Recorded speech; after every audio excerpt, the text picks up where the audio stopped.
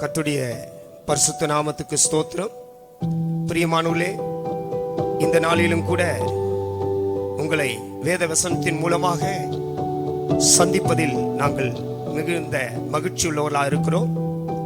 இன்றைக்கு வேதத்தை தியானிப்பதற்கு முன்பதாக தேவ சமூகத்திலே ஒரு ஜெபங்களை நாம் ஏறெடுப்போம். எல்லாரும் முழங்கால் படியிடுங்கள், கண்களை மூடுங்கள். இன்னைக்கு ஆண்டவரே, என்னுடைய இருதயத்தை மாத்திரமல்ல, என்னுடைய வீட்டை கூட நீர் ஆசீர்வதிக்க வேண்டும் என்று சொல்லி நாம் ஜெபிப்போம். எங்களை அதிகமாய் நேசிக்குதான நல்ல தகப்பனே, இந்த நல்ல வேலைக்காய் ஸ்தோத்திரம். நீ செய்து வருகிற மகத்துவமான கிரியைகளுக்காய் ஸ்தோத்திரம். உம்முடைய கிரியைகள் எவ்வளவு மகத்துவம் உள்ளவைகளா இருக்கிறது. வானத்தையும் பூமியும் படைத்த சர்வ சக்தன் நீர் பெரியவர், ஆச்சரியமானவர், அற்புதமானவர். உமக்கு முன்பாக யார் நிற்க முடியும் தேவனே? உமக்கு முன்பாக யார் பேச முடியும் தேவனே? உடைய வார்த்தைகள் மகத்துவம் உள்ளது. அந்த வார்த்தையை இன்றைக்கு ஜனங்களுக்கு நீர் அனுப்புவீராக. ஒருவருக்கோ இருவருக்கோ அல்ல, உலகமெங்கும் உடைய நாமம் பிரசாபப்படும்படியாக, உலகமெங்கும் இந்த வேதவசனம் கடந்து போகும்படியாக ஜெபிக்கிறோம். இதற்காக உதவி செய்து கொண்டிருக்கிற கரங்களை, ஊழியர்களை நீர் ஆசீர்வதித்து பலப்படுத்தும்படியாக, ஆவியானவர் எங்கள் மூலமாக இளைபடும்படியாக ஜெபிக்கிறோம். எல்லாவற்றையும் இயேசு மூலம் கேட்கிறோம் நல்ல பிதாவே, ஆமென்.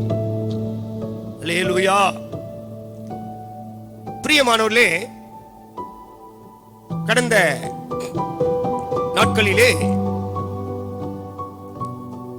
லூக்கா எழுதின சுவிசேஷம் 15ஆம் அதிகாரம் 21, 22, 23 இந்த 3 வசனங்களை குறித்து தான் நாம் தியானித்துக் கொண்டே வருகிறோம். விசேஷமாக இளையகுமாரனுடைய மனம் திரும்புதல் குறித்து, இப்பொழுது இளையகுமாரனுக்கு தகப்பன் தந்த ஆசீர்வாதத்தை குறித்து நாம் தியானித்துக் கொண்டு வருகிறோம். அந்த ஆசீர்வாதத்திலே முதல் ஆசீர்வாதம் உயர்ந்த வஸ்திரம். இந்த வஸ்திரத்தை குறித்து வெளிப்படுத்தின விசேஷம் 19ஆம் அதிகாரம் 7ஆம் வசனம் 8ஆம் வசனத்தில் உள்ள காரியங்களை குறித்து தான் நாம் தியானித்துக் கொண்டு வருகிறோம்.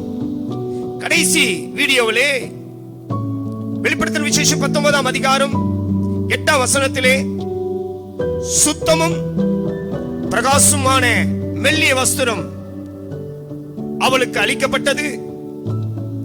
அந்த மெல்லிய வஸ்திரம் பரிசுத்தவான்களுடைய நீதிகளே. இந்த 8ஆம் வசனத்திலே கடைசி வீடியோவிலே சுத்தம் என்கிற வஸ்திரத்தை குறித்து நாம் தியானித்தோம். இருதயத்தில் சுத்தம் உள்ளவர்கள் பாக்கியவான்கள் என்று. இன்றைக்கு அதே 8ஆம் வசனத்திலே 2வது வார்த்தை நாம் படிக்கிறோம். வேதத்தை எடுத்து படித்து பாருங்கள். 2வது வார்த்தை பிரகாசமான. இந்த பிரகாசமான வார்த்தையை குறித்தும் மெல்லிய வஸ்திரத்தை குறித்தும் இன்றைக்கு நாம் தியானித்து முடிப்போமாக. பிரகாசமான 8ஆம் வசனத்தை நாம் வாசிக்கும் போது,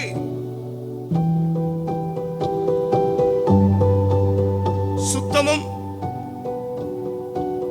பிரகாசமான மெல்லிய வஸ்திரம் தரித்துக் கொள்ளும்படி அவளுக்கு அளிக்கப்பட்டது.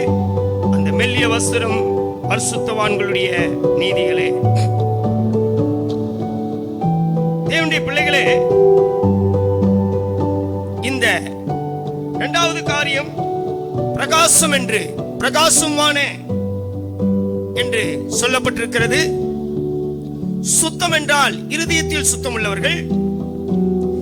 2வது காரியம் பிரகாசமான. பிரகாசமான ஒரு வஸ்திரத்தை தேவனுடைய பிள்ளை பெற்றுக்கொள்ள வேண்டுமானால்,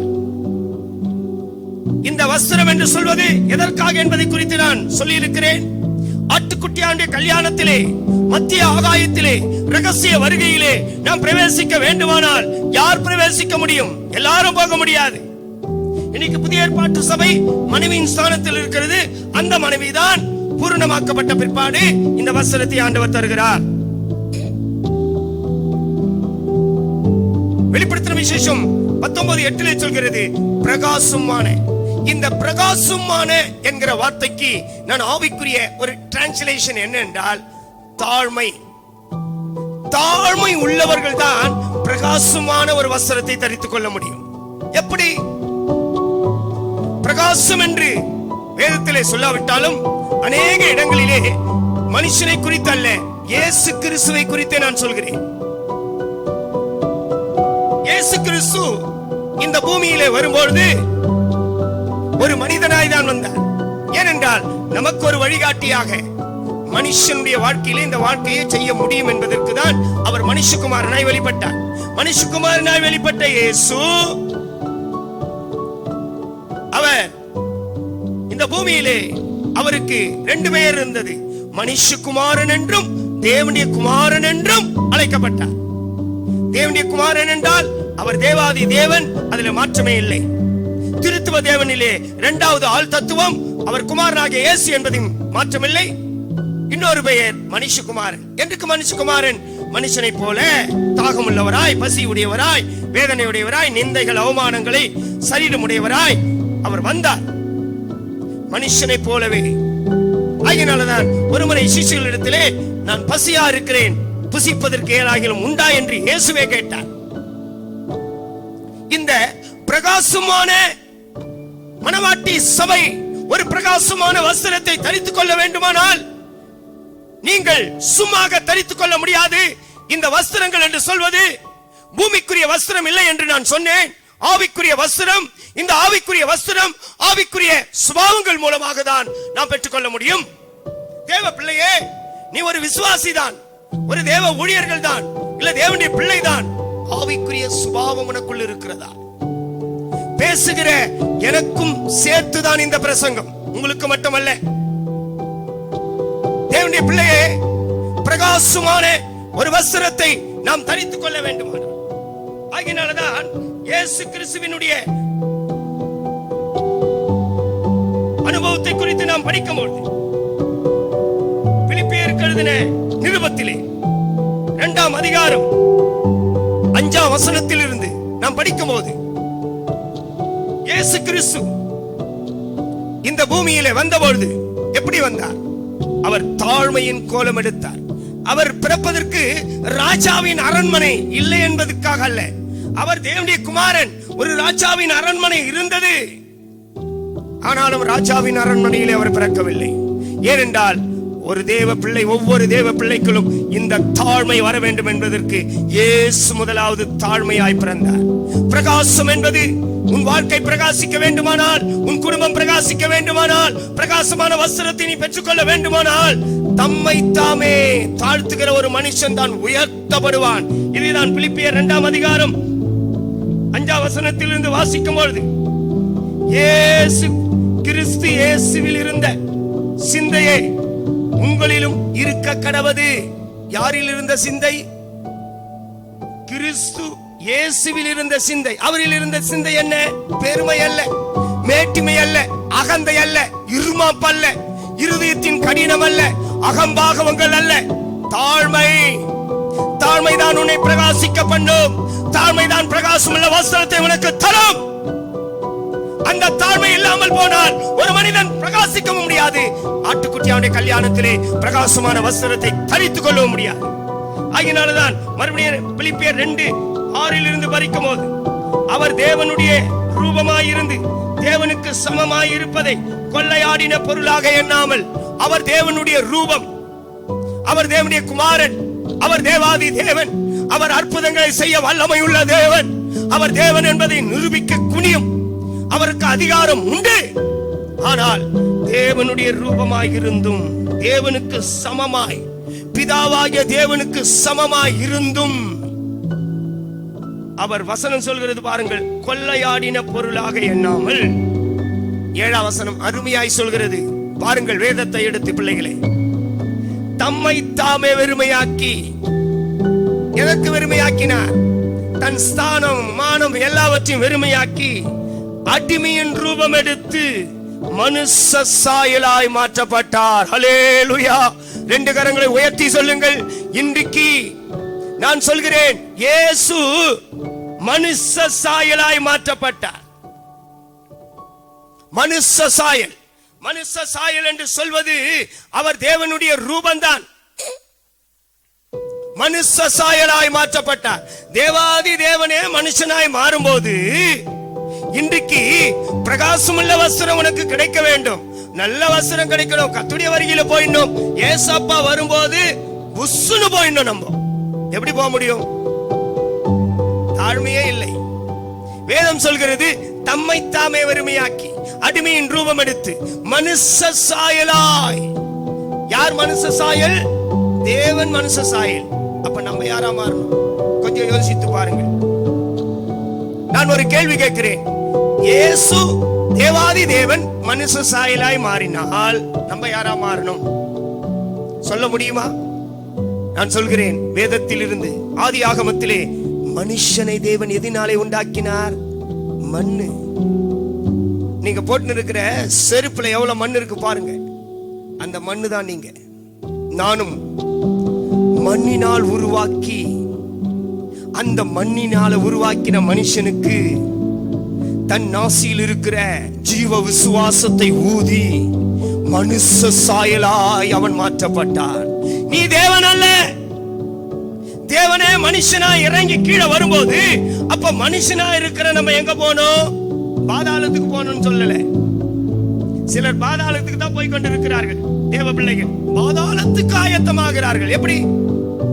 என்ன பாஸ்டர் பாதாளம் சொல்றீங்களே? ஆம், நாம் பாதாளத்துக்கு தான் ஆயத்தமாய் கொண்டிருக்கிறோம். பாதாளம் எங்கே?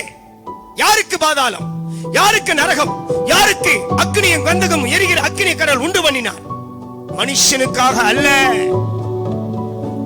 பரலோகத்திலிருந்து சீயோனிலிருந்து பெருமை கொண்ட தூதன், மேட்டிமை கொண்ட தூதன், நான் வானத்துக்கு ஏறுவேன், சிங்காசனத்தை ஸ்தாபிப்பேன் சொன்னானே, அந்த தூதனுக்காக தான், விழுந்து போன ஒளியின் தூதனுக்காக தான் நரகத்தையே தேவன் உண்டு பண்ணினார். மனுஷனுக்காக அல்ல.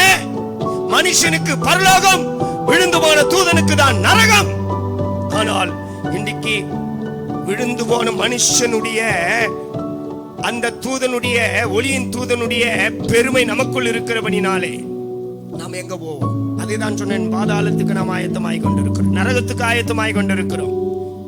இங்கே பிலிப்பியர்ல தேவன் தேவன் மனுஷ ரூபமாய் மாறி இருக்கிறார். ஆனா மனுஷன் யாரா மாறணும்? ஆதி ஆகமத்திலே மண்ணினாலதான். நான் சொல்கிறேன், நம்முடைய ஸ்தானங்கள் எப்படி மாற்றப்பட்டிருக்கிறது பாருங்கள். வேத வசனத்தை எல்லாவற்றையும் எடுக்க நேரமில்லை. எப்படி மாற்றப்பட்டிருக்கிறது பாருங்கள். ஒரு காலத்திலே நாம் மண்ணு, யாருமே நம்மளை மதிக்கல. ஒரு மண்ணு. மண்ணா இருந்த உன்னை தேவனாகிய கர்த்தர் தன்னை தாழ்த்தி, ஆதியிலே பிதாவாகிய தேவன் தன்னை தாழ்த்தி வந்து மண்ணை எடுத்தார் என்றால், அவர் கீழே இறங்கி வந்து மண்ணை எடுத்தார். அது ஒரு அவருடைய தாழ்மை. பிதாவாகிய தேவன் தாழ்த்தினார், இயேசு கிறிஸ்து தாழ்த்தினார், பரிசுத்த ஆவியானவரும் கூட நம்மை தாழ்த்தினார். பரிசுத்த ஆவியானவர் இன்றைக்கு மனுஷனாய் பாவி, எவ்வளவு மோசமான இந்த உலகத்திலே பரிசுத்தமாய் இருக்கிறவரிடத்திலே பரிசுத்த ஆவியானவர் இருக்கிறார். பாவிகளிடத்தில் அல்ல, துன்மார்க்கனிடத்தில், பரிசுத்தவான்களிடத்திலே பரிசுத்த ஆவியானவர் இருக்கிறார். தேவன் மண்ணை எடுத்து நம்மளை உருவாக்கி அவருடைய நாசியில், அவருடைய ஜீவ விசுவாசத்தை நம்முடைய நாசியில ஊதினார். நாம் ஜீவ ஆத்துமாவாய் மாற்றப்பட்டோம். ஹல்லேலூயா. இன்னைக்கு உன்னுடைய ஜீவன் உனக்குரியது அல்லப்பா. ஆண்டவருக்குள் இருந்த 100% அந்த ஜீவன்ல 1% ஆண்டவர் ஊதிட்டார் உனக்கு. அதுக்கு நம்ம ஆடுற ஆட்டம், பாடுற பாட்டம், நம்ம போடுற வேஷம் எப்படி இருக்குது பாருங்கள்.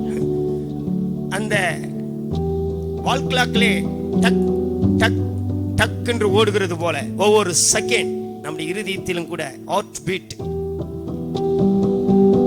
தேவன் அங்க சுச்சி வச்சிருக்கிறார் மேலே. நம்ம எல்லாரும் ஞாபகம் வச்சுக்கணும். நான் கூட வசனத்தை பேசிக்கொண்டே இருக்கிறேன். ஆண்டவர் மேல இருக்கிற சுச்சியை எனக்கு ஆஃப் பண்ணார்னா இந்த பலிபீடத்திலே நான் விழுந்து போவேன். சுச்சி அங்க இருக்கு, சீயோன்ல இருக்கு. அதை தெரியாம நம்ம பாடுற பாட்டை விட தெரியுமா? மனிதன் ஓடுகிறான், என்னென்னோ செய்கிறான். கவனிங்கள் பிள்ளைகளே, அவன் ஜீவ ஆத்மாவாய் மாற்றப்பட்டான். நான் சொல்கிறேன், நமக்கு தாழ்மை என்பதை ஆண்டவர் காட்டியிருக்கிறார். ஆகினால்தான் முதலாவது நாம் இருந்தது மண்ணு. இந்த மண்ணை ஆண்டவர் கையில எடுத்ததுனால அவர் ஜீவ விசுவாசத்தை ஊதினாலே நீ மனுஷனாய் மாற்றப்பட்டாய். இதை ஆவிக்குரிய பிரகாரமாய் நான் சொல்லும்போது, முதலாவது மண்ணு, இரண்டாவது ஸ்தானம் மனுஷன், மூணாவது ஸ்தானம் தேவனுடைய பிள்ளைகள், நான்காவது ஸ்தானம் பரிசுத்தவான்கள், ஐந்தாவது பூரணமாக்கப்பட்ட பரிசுத்தவான்கள். இப்படித்தான் ஒரு தேவனுடைய பிள்ளையை மாற்றிக்கொண்டே போகிறார். முதலாவது மண்ணு, இரண்டாவது மனுஷன், மூன்றாவது தேவனுடைய பிள்ளை, நான்காவது பரிசுத்தவான்கள், ஐந்தாவது பூரணமாக்கப்பட்ட பரிசுத்தவான்களாய் மாறின பின்பு அவருடைய ராஜ்யத்திலே கொண்டு போய் நம்மளை சேர்க்கிறார். எப்படி? இதுக்கெல்லாம் வேத வசனம் உண்டு. மண்ணாயிருந்த உன்னை ஆண்டவர் கையில எடுத்து ஒரு மனுஷனாய் மாற்றினார். அந்த மனுஷன் என்ன செய்தான்? பாவம் செய்தான். பாவம் செய்த மனுஷனை நம்முடைய கர்த்தராகிய இயேசு கிறிஸ்துவின் இரத்தத்தினாலே பாவியாகிய உன்னை, மனுஷன் பாவ மனுஷனாயிருந்த உன்னை, பாவ சரீரமாயிருந்த உன்னை, பாவம் செய்த ஆத்துமா சாகவே சாகம் என்று சொல்லிக் கொண்டிருந்த உன்னை இயேசு கிறிஸ்துவின் இரத்தத்தினாலே ஆண்டவர் இன்றைக்கு உன்னை ரட்சித்து ஒரு தேவனுடைய பிள்ளையாய் மாற்றி தேவ சமூகத்தில் கொண்டு வந்தார். ஒரு அல்லேலூயா சொல்லுங்கள். அல்லேலூயா. ஒரு காலத்தில் மண்ணாயிருந்த உன்னை ஆண்டவர் தூக்கி எடுத்து இரண்டாவது ஸ்தானம் மனுஷன், மனுஷனாய் ஏதேன் தோட்டத்தில் வைத்தார். ஒரு நல்ல பிள்ளையாய் வைத்தார். ஆனால் பாவம் செய்து நீ விழுந்து போனாய். மறுபடியும் இயேசு கிறிஸ்துவின் இரத்தத்தினாலே இன்றைக்கு நம்மை மனுஷனாயிருந்த உன்னை, யாருடைய மனுஷனாய்? பிசாசுக்கு மனுஷனாய், பிசாசின் பிள்ளையாயிருந்த உன்னை, சைத்தான் பிள்ளையாயிருந்த உன்னை ஆண்டவர் அவருடைய இரத்தத்தினாலே மாற்றி இப்பொழுது மூன்றாவது ஸ்தானம் என்ன? தேவனுடைய பிள்ளை, தேவனுடைய பிள்ளையாய் மாற்றி ஞானஸ்நானம் கொடுத்து பரிசுத்தாவின் அபிஷேகத்தை கொடுத்த பிற்பாடு, பரிசுத்தாவின் அபிஷேகத்தை பெற்ற பிற்பாடு இப்ப சபையில இருக்கிற எல்லாருக்கும் பரிசுத்தவான்கள் என்கிற ஸ்தானம். இன்னைக்கு சில தேவ பிள்ளைகள் நினைப்பது ஊழியர்கள் தான் பரிசுத்தவான்கள். பரிசுத்தவான்கள் என்று சொல்வது மனம் திரும்பி ஞானஸ்நானம் எடுத்து பரிசுத்தாவின் அபிஷேகத்தை பெற்ற ஒவ்வொருவரும் பரிசுத்தவான்களுடைய கூட்டத்திலே. இதற்கெல்லாம் வசனம் உண்டு. நிருபத்திலே வாசிக்கிறோம், எபேசியர்ல கூட வாசிக்கிறோம். எபேசியர்ல கூட வாசிக்க நேரமில்லை. பரிசுத்தவான்களோடு மனம் திரும்பி ஞானஸ்நானம் எடுத்து பரிசுத்தாவின் அபிஷேகத்தை பெற்ற பிற்பாடு பரிசுத்தவான்களோடு ஒரே நகரத்தாரும் தேவனுடைய வீட்டாருமாய் கர்த்தர் உங்களை மாற்றி இருக்கிறார். மூன்றாவது ஸ்தானம் பரிசுத்தவான்கள். சாரி, நான்காவது ஸ்தானம் பரிசுத்தவான்கள். முதல் ஸ்தானம் மண்ணு, இரண்டாவது ஸ்தானம் மனுஷன், மூணாவது ஸ்தானம் தேவனுடைய பிள்ளை. தேவனுடைய பிள்ளையாய் ஆன பிற்பாடு பரிசுத்தாவின் அபிஷேகத்தை பெற்ற பிற்பாடு பரிசுத்தவான்கள். இயேசு கிறிஸ்து தேவனுடைய பிள்ளையை சேர்க்கும்படியாகவோ ஒரு பரிசுத்தவானை சேர்க்கும்படியாக வரவில்லை. வேதம் சொல்கிறது பூரணமாக்கப்பட்ட பரிசுத்தவான்களை. அதான் கிறிஸ்துவுக்குள் சொல்கிறார். கிறிஸ்துவுக்குள் மரித்தவர்கள், கிறிஸ்துவுக்குள் உயிரோடு. கிறிஸ்துவுக்குள் என்றால் கிறிஸ்து எப்படி பூரணமாக்கப்பட்டாரோ அதுபோல நீ கூட மாம்ச சரீரத்திலே பூரணமாக்கப்பட வேண்டும். அதனாலதான் மண்ணு, மனுஷன், தேவனுடைய பிள்ளை, பரிசுத்தவான். பரிசுத்தவான மாற்றினார். அதிலே நின்னக்கூடாது. சத்தியத்தை அறிந்து அறிந்து அறிந்து பூரணமாக்கப்பட்ட பரிசுத்தவான். பூரணத்துக்காக தான் நாம் காத்துக் கொண்டிருக்கிறோம். ஆகினால்தான் தேவனுடைய பிள்ளையே, பிலிப்பியர் நிருபத்திலே வாசிக்கிறோம், அவர் தம்மை தாமே வெறுமையாக்கி அடிமையின் ரூபம் எடுத்து மனுஷ சாயலாய், ஆண்டவரே மனுஷனாய் மாறினார் என்றால் நம்ம யாரா மாற வேண்டும்? ஒரு மண்ணுப்பா. அதை தான் நான் சொல்ல வந்தேன். தேவனே, நான் ஒரு மண்ணு. சிலர் ஜெபிப்பார்கள் பாருங்கள். ஜெபிக்கும் போது ஒரு முறை ஒரு வயதான தாய் வீட்டிலே ஜெபித்துக் கொண்டிருந்தார்கள். தேவனே, நான் ஒரு தொடப்ப கட்டப்பா, நான் கால் மிதிக்கிற மேட்டுப்பா அப்படி என்று அந்த தாய் ஜெபித்துக் கொண்டிருந்தார்களா.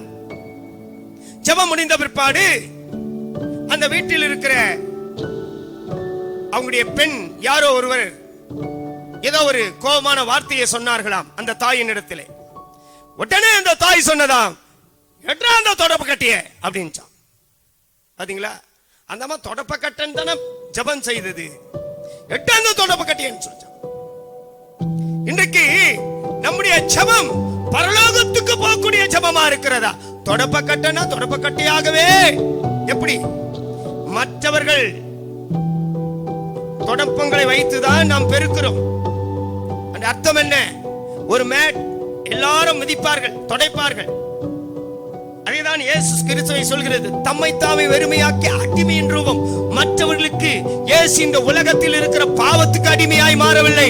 ஒவ்வொரு மனுஷன் என்ன செய்தாலும் அதை சகித்துக் கொண்டு, நான் ஒரு அடிமை, என் தேவனுக்கு அடிமை, என் பிதாவுக்கு அடிமை. அவர் பிதாவுக்கு மட்டும்தான் அடிமை, மனுஷனுக்கு பாவத்துக்கு அல்ல. ஏனென்றால் மனுஷனை தூக்கி எடுக்கும்படியாக. ஆகினால்தான் அவர் மனுஷ சாயலாய் மாற்றப்பட்டு, 8ஆம் வசனம் சொல்கிறது, அவர் மனுஷ ரூபமாய் காணப்பட்டு மரண பரிந்தும், அதாவது சிலுவையின் மரண பரிந்தும் கீழ்ப்படிந்தவராய் தம்மை தாமே தாழ்த்தினார். பாருங்கள், கீழ்ப்படிந்தவராய் தம்மை தாமே. அதான் பிரகாசமான ஒரு வஸ்திரம், பிரகாசமான ஒரு ஜீவிதம், பிரகாசமான ஒரு வீடாக, பிரகாசமான ஒரு சபையாக உங்கள் சபை, உங்கள் ஜீவியம் இல்ல பிரகாசம் உள்ள வஸ்திரம் உனக்கு வேண்டுமானால் தம்மை தாமே வெறுமையாக்கி தாழ்த்தணும், கீழ்ப்படிதல் உள்ள ஜீவிதமும் இருக்கணும். 9ஆம் வசனம் சொல்கிறது, ஆதலால் தேவன் எல்லாவற்றிற்கும் மேலாக அவரை உயர்த்தி இயேசுவின் நாமத்தில் வானோர் பூதலத்தோர் பூமியின் கீழானோருடைய முழங்கால்கள் யாவும் முடங்கும்படி பிதாவாகிய தேவனுக்கு மகிமையாக, மகிமை அதான் பிரகாசம், மகிமை முடங்கும்படி இயேசு கிறிஸ்து கர்த்தர் என்று நாவுகள் யாவும் அறிக்கை பண்ணும்படிக்கு எல்லா நாமத்திற்கு மேலாக நாமத்தை அவருக்கு தந்தருளே. அந்த உயர்த்துதல் தான் பிரகாசம். நான் அதான் சொல்ல வருகிறேன். எந்த அளவுக்கு நீங்கள் உங்களை தாழ்த்தி கீழ்ப்படுகிறீர்களோ, தேவனுடைய பிள்ளைகளே, எந்த அளவுக்கு உங்களை நீங்கள் தாழ்த்துகிறீர்களோ கர்த்தர் உங்களை உயர்த்துவார். உயர்த்துதல் என்பது பிரகாசம். உயர உயர உயர ஒரு நாள் பிரகாசம் உள்ள ஒரு வீட்டுக்குள்ளே நாம் போக போகிறோம். பிரகாசம் உள்ள ஒரு வீட்டுக்குள்ளே போக போகிறோம். ஆகினால்தான் வெளிப்படுத்தின விசேஷம் 21ஆம் அதிகாரம் 23ஆம் வசனத்திலே நாம் படிக்கும் போது, வெளிப்படுத்தின விசேஷம் 21:23 பரலோகத்தை குறித்து அங்க வர்ணித்து கொண்டே வரும்போது, பரலோகத்திலே ஆட்டுக்குட்டியானவரே, யார் அந்த ஆட்டுக்குட்டியானவர்? இயேசு. அங்க விளக்கு இல்லை, அங்க ஒரு பெரிய டியூப் லைட், போக்கஸ் லைட் இல்லை, ஆட்டுக்குட்டியானவரே அதற்கு விளக்கு. எப்படி? இயேசு பிரகாசம். இந்த இயேசுவினுடைய பிரகாசம் சியோனில் இருந்து புதிய பூமி வரைக்கும். பரலோகம் என்று சொல்வது ஒரே பரலோகம் தான், ஆனால் வாசஸ்தலங்கள். அதனால இயேசு சொன்னார், என் பிதாவின் வீட்டிலே அநேக வாசஸ்தலங்கள் உண்டு. பரலோகம் ஒன்றுதான், சியோன், புதிய எருசலேம், புதிய வானம், புதிய பூமி. ஆகினால்தான் அதே வெளிப்படுத்தின விசேஷம் 21ஆம் அதிகாரத்திலே படிக்கும் பொழுது, அதன் வெளிச்சத்திலே ரட்சிக்கப்பட்டவர்கள் நடப்பார்கள். ரட்சிக்கப்பட்டவர்கள் என்றால் புதிய பூமிக்கு போகிறவர்கள். எந்த வெளிச்சத்திலே? சியோன்ல ஆட்டுக்குட்டியானவர் இயேசு இருக்கிறார். அங்க விளக்கு இல்லை, டியூப் லைட், போக்கஸ் லைட் இல்லை. இன்னைக்கு ஒரு கடைக்கு போனால், ஒரு கல்யாணம் எங்க போனாலும் மினு மினு மினு மினு மினு லைட்டை போட்டு மினுக்குகிறார்கள். இந்த மினுக்குதல் அங்க இல்லை. இயேசுவானவரே அதற்கு விளக்கு. எப்படி அவர் விளக்காய் மாற்றப்பட்டார்? பிலிப்பியர்ல வாசிக்கிறோம், தம்மை தாமே வெறுமையாக்கி அடிமையின் ரூபம் எடுத்து பூமியின் கடைசி வரிந்தும் அவர் கீழ்ப்படிந்தவராய் தம்மை தாமே அவர் தம்மை தாழ்த்தினார். அவர் தம்மை தாழ்த்தினபடினால்தான், அவர் பூமியின் கடைசி வரிந்தும் தாழ்த்தினபடினால்தான் பிதாவாகிய தேவன் எல்லா வானத்துக்கு மேலாக அவரை உயர்த்தினார். எல்லா வானத்துக்கு மேலாக உயர்த்தி சியோனிலே பிரகாசம் உள்ள அந்த இடத்திலே இயேசுவானவரே அதற்கு விளக்காய் அவர் மாற்றப்படுகிறார். தேவனுடைய பிள்ளைகளே, இன்றைக்கு நீங்களும் நானும் ஒரு பிரகாசம் உள்ள வஸ்திரத்தை தரித்துக் கொள்ள வேண்டுமானால், ஒரு பிரகாசம் உள்ள ஜீவிதத்தை நாம் செய்ய வேண்டுமானால், இன்றைக்கு இந்த தாழ்மை நமக்கு தேவை.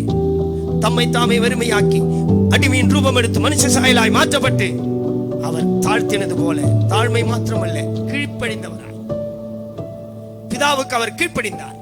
கீழ்ப்படிந்தவராய் ஒப்பு கொடுத்தார். ஆகினால்தான் மீகா 6ஆம் அதிகாரம் 8ஆம் வசனத்திலே வாசிக்கிறோம், மனுஷனே, நன்மை என்னதென்று உனக்கு நான் அறிவித்திருக்கிறேன். நியாயம் செய்து இரக்கத்தை சிநேகித்து உன் தேவனுக்கு முன்பாக மனத்தாழ்மையாய், உன் தேவனுக்கு முன்பாக. சகோதரனே, சகோதரியே, உனக்குள் இருக்கிற பெருமை, மேட்டிமை, அகந்தைகள், புடிவாதங்கள் எல்லாவற்றையும் தூக்கி இந்த நேரத்தில் நீ வீசுவாயாக. வீசும்போது தேவாதி தேவனுடைய தாழ்மையை நீ தரித்துக் கொண்டால் பிரகாசமுள்ள மனக்கண்களை உனக்கு கர்த்தர் தருவாராக. பிரகாசமுள்ள வஸ்திரம் என்று சொல்வது ஒரு தாழ்மை உள்ளவர்களுக்கு, கீழ்ப்படிதவர்களுக்கு தான் தருகிறார். தாழ்மை இல்லாதவர்கள் பிரகாசமுள்ள வஸ்திரத்தை பெற்றுக்கொள்ள முடியாது. பிரகாசமுள்ள வஸ்திரம் உனக்கு வேண்டுமானால், பிரகாசமுள்ள மனக்கண்கள் உனக்கு வேண்டுமானால், தேவனுடைய பிள்ளையே, நீ இந்த தாழ்மை கீழ்ப்படிதலை பெற்றுக்கொள்வாயாக. ஒரு பிரகாசமுள்ள மனக்கண்களை கர்த்தர் நமக்கு தரும்படியாக, ஒரு பிரகாசமுள்ள ஒரு ஜீவிதத்தை கர்த்தர் நமக்கு தரும்படியாக நாம் நம்மை ஒப்பு கொடுப்போமாக.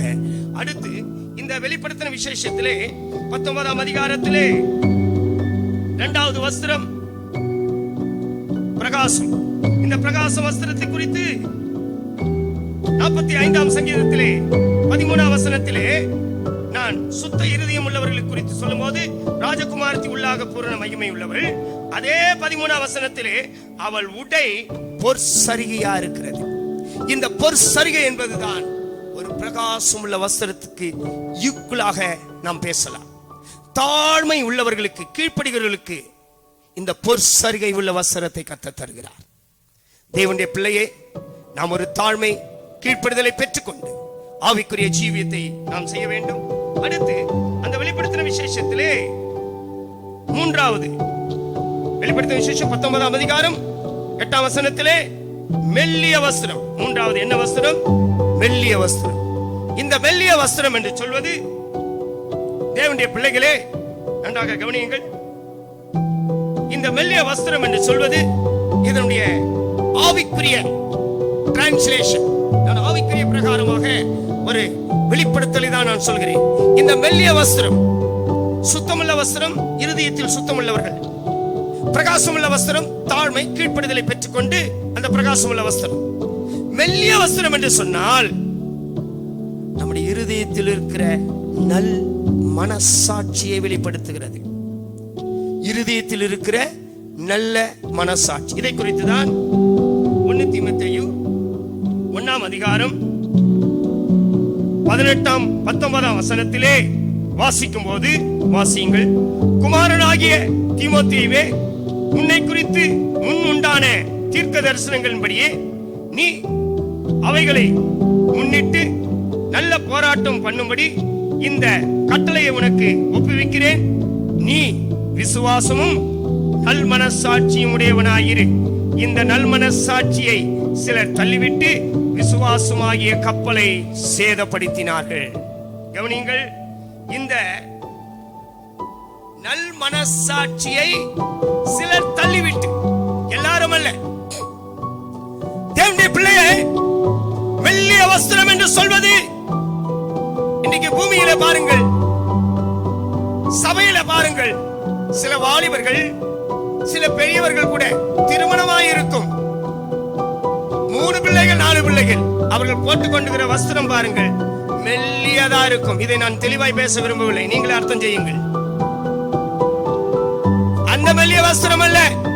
ஏன் சபைக்கு வரும்போது எப்படிப்பட்ட வஸ்திரம் போட வேண்டும் என்று தெரியாதா? மெல்லிய வஸ்திரம் என்று சொல்வது உள்ள இருக்கிற காரியங்கள் மெல்லிய வஸ்திரத்திலே எல்லாம் அப்படியே அப்பட்டமாக தெரியும். இது உலகத்துக்குரிய மெல்லிய வஸ்திரம் அல்ல, ஆவிக்குரிய மெல்லிய வஸ்திரம். மெல்லிய வஸ்திரமுடைய டிரான்ஸ்லேஷன் என்ன என்றால் நல் மனசாட்சி, விசுவாச கப்பல். ஆவிக்குரிய வாழ்க்கையிலே, விசுவாச கப்பலிலே, விசுவாச யாத்திரையிலே போகும்போது எல்லா இடங்களிலும், நீ ஆபீஸ்ல போனாலும், வீட்டுல இருந்தாலும், சபைக்குள்ள வந்தாலும், எங்க போனாலும் உனக்கு ஒரு நல்மனசாட்சியை நீ பாதுகாத்துக் கொள்ள வேண்டும். சில நல்மனசாட்சி ஆகிய விசுவாச கப்பலை சேதப்படுத்தினது எதற்கென்றால், ஆவிக்குரிய வாழ்க்கை நஷ்டப்பட்டு போனது எதற்கென்றால், ஆவிக்குரிய ஜீவியம் அழிந்து போனது எதற்கென்றால், நல்மனசாட்சியை தள்ளிவிட்டார்கள். இன்னைக்கு நல்மனசாட்சி இருக்கிறதா? நான் எந்த தப்பும் செய்யவில்லை என்று மனசாட்சி இருக்கிறதா? உன் மனசாட்சியே உனக்கு சாட்சி.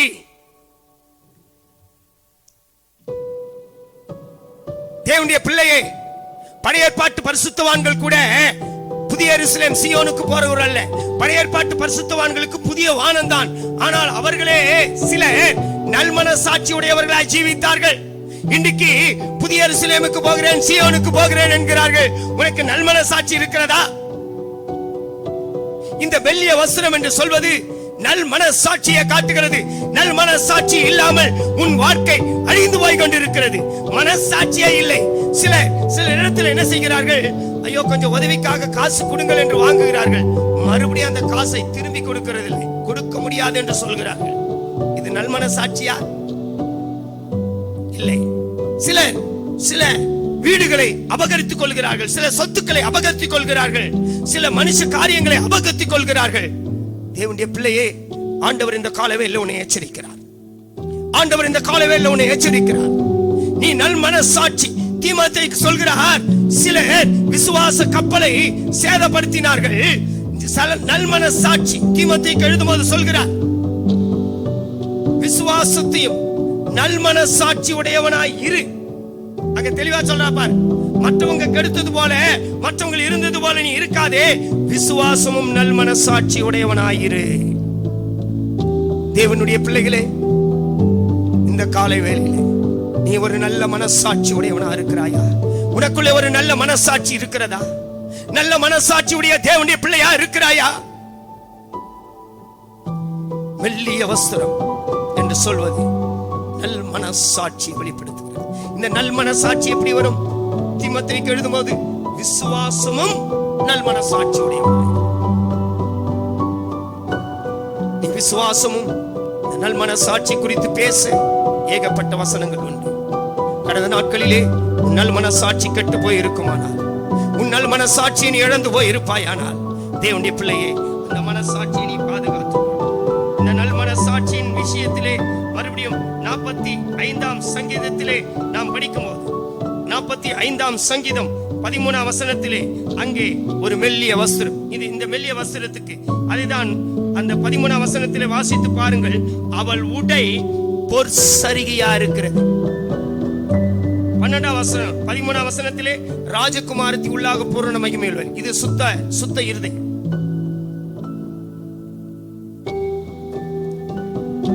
அவள் உடை பொற்சரிகையா இருக்கிறது. இது பிரகாசமான வஸ்திரம். 14ஆம் வசனத்திலே தான் சித்திரை தையலாடை தரித்தவளாய் ராஜாவின் இடத்தில் அழைத்து கொண்டு வரப்படுவாள். இந்த சித்திரை தையலாடை தரித்தவளாய் என்று சொல்வதுதான் மெல்லிய வஸ்திரம். சித்திரை தையலாடையிலே தரித்த அந்த வஸ்திரம் மெல்லிய வஸ்திரமாக. தேவனுடைய பிள்ளைகளே, நம்முடைய வாழ்க்கை, நம்முடைய ஜீவிதம், நம்முடைய மனசாட்சி எப்படி இருக்கிறது என்று ஆராய்ந்து பாருங்கள். மெல்லிய வஸ்திரம் தரித்தவர்களாக நம்முடைய கண்களை நாம் மூடுவோம்.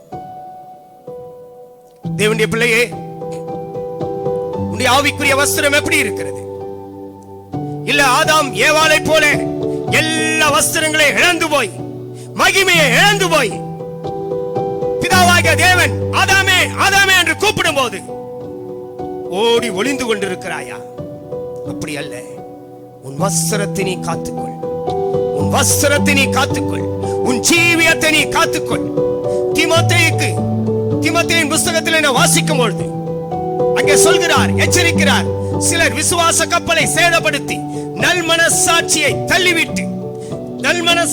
தள்ளிவிட்டு விசுவாச கப்பலை சேதப்படுத்தினது போல நீ இருக்காதே.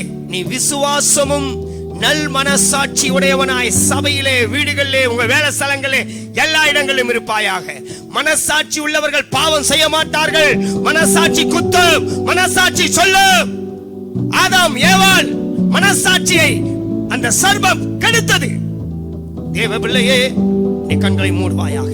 எல்லாரும் முழங்கால் படியிடுவோம். இந்த நாளிலும் கூட ஆண்டவரே, எனக்கு ஒரு பிரகாசமான வஸ்திரத்தை கொடும். பிரகாசமான வஸ்திரம் என்பது தம்மை தாமே தாழ்த்தி கீழ்ப்படிதல் உள்ள ஆவி. மெல்லிய வஸ்திரம் என்று சொல்வது நல் மனசாட்சி உடையவர்களாக. ஆகினால்தான் வெளிப்படுத்தல் 19:8 வசனத்திலே இந்த மெல்லிய வஸ்திரம் பரிசுத்தவான்களுடைய நீதிகளே, அந்த பரிசுத்தவான்களுடைய நீதிகளே என்று சொல்வது. நீதி என்பது இந்த உலகத்திலே நீ நிறைவேற்ற வேண்டும். பரிசுத்தவான்களாக இந்த உலகத்திலே ஜீவித்து பரலோகத்திலே நீ பிரவேசிக்க வேண்டும். தேவனுடைய பிள்ளையே, நம்முடைய கண்களை நாம் மூடுவோம். ஆண்டவரே, எனக்கு இப்படிப்பட்ட விலையேறப்பட்ட வஸ்திரத்தை எனக்கு கொடுங்கப்பா. அந்த இளைய குமாரனுக்கு உயர்ந்த வஸ்திரம், தமிழ்ல வாஸ்திரத்தை பாருங்கள். உயர்ந்த வஸ்திரம் என்பது பூமிக்குரிய வஸ்திரம் அல்ல. உயர்ந்த வஸ்திரம், உயர்ந்த இடம் என்பது சியோன், புதிய எருசலேம் தான் உயர்ந்த இடம். அந்த இடத்துல நீங்கள் போக வேண்டுமானால் இந்த உயர்ந்த வஸ்திரத்தை நீ பெற்றுக்கொள்ள வேண்டும். உயர்ந்த இடம் சியோன், உயர்ந்த இடம் புதிய எருசலேம். மணவாட்டி சபை, மணவாட்டியே, தேவனுடைய பிள்ளையே, அவருடைய சபை மனைவியின் ஸ்தானத்தில் இருக்கிறது. நீ எழும்பு, எழும்பு. ஏசாயாவிலே வாசிக்கிறோம், எழும்பு எழும்பு சீயோனே, உன் வல்லமையை தரித்துக்கொள். இனி துஷ்டனோ விருத்த சேதனம் இல்லாதவனோ உன்னிடத்திலே வருவதில்லை. புதிய எருசலேமே, சீயோனே, எழும்பு.